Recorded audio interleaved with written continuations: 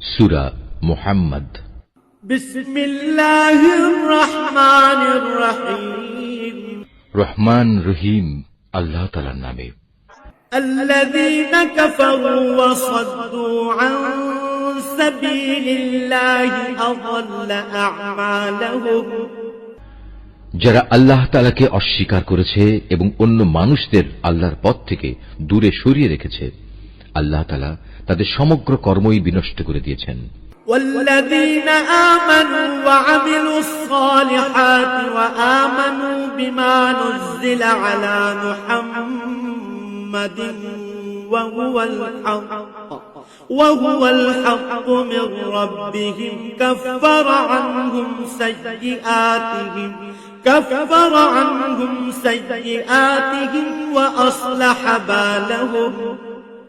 যারা আল্লাহর উপর ঈমান এনেছে এবং ভালো কাজ করেছে, মুহাম্মাদের উপর আল্লাহর তরফ থেকে যা কিছু নাজিল করা হয়েছে তার উপরও ঈমান এনেছে, যা একান্তভাবে তাদের মালিকের পক্ষ থেকে আসা সত্য, আল্লাহ তাআলা তাদের জীবনে সব গুনাহখাতা মাফ করে দেবেন এবং তাদের অবস্থা শুধরে দেবেন।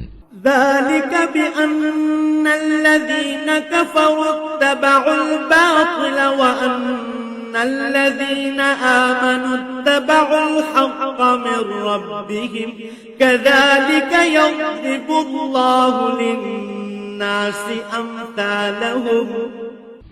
এসব কিছু এজন্য হবে যারা আল্লাহকে অস্বীকার করে তারা মূলত মিথ্যারই অনুসরণ করে, অপরদিকে যারা ঈমান আনে তারা তাদের মালিকের কাছ থেকে পাওয়া সত্য বিষয়ের অনুসরণ করে, আর এভাবেই আল্লাহ তাআলা এদের জন্য তাদের দৃষ্টান্ত স্থাপন করেন। فإذا لقيتم الذين كفروا فضرب الرقاب حتى إذا أثخنتموهم فشدوا الوثاق فإما منا بعد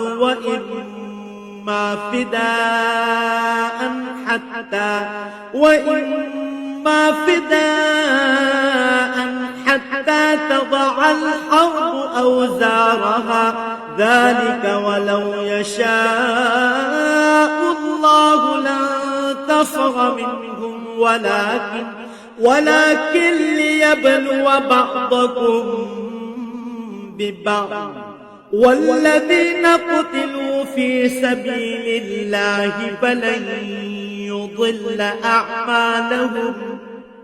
অতএব যুদ্ধের ময়দানে যখন তোমরা কাফেরদের সম্মুখীন হবে তখন তোমরা তাদের গর্দানে আঘাত করো, অতঃপর এভাবে তাদেরকে সম্পূর্ণরূপে পরাভূত করিবে। তখন তোমরা বন্দীদের শক্ত করে বেঁধে রাখো, এরপর বন্দীদের মুক্ত করে দেবে কিংবা তাদের কাছ থেকে মুক্তিপণ আদায় করে ছেড়ে দেবে।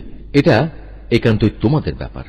তবে যতক্ষণ যুদ্ধ তার অস্ত্রের বোঝা ফেলে না দেবে ততক্ষণ পর্যন্ত তোমরাও অস্ত্র সংবরণ করো না, এটাই তোমাদের করা উচিত।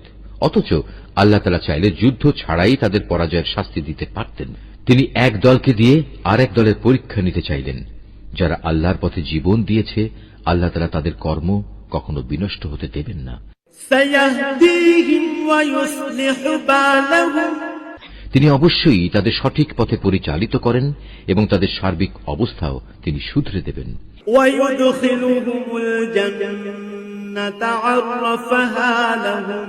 এর বিনিময়ে তিনি তাদের জান্নাতে প্রবেশ করিয়ে দেবেন, যার পরিচয় তিনি তাদের কাছে আগেই করে রেখেছেন।